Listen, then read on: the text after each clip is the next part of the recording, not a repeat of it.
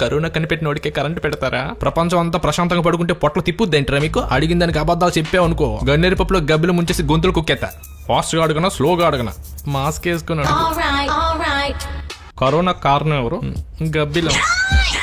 చింగ్ pong.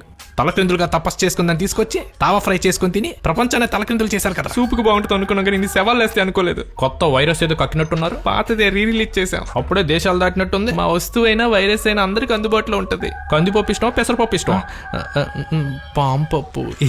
పాము చూస్తే మీరు పాసుకెళ్ళేస్తారు కానీ పాము పకోడీ చేసుకుని తింటారు తెలుసా? ఈ వైరస్ కి వ్యాక్సినేషన్ ఎప్పుడు వదులుతారు? ఇప్పుడప్పుడే రాదులేండి. ఓ వారంలో వదులుతాం. ఓ మంత్లో మీ ముందు ఉంటుంది.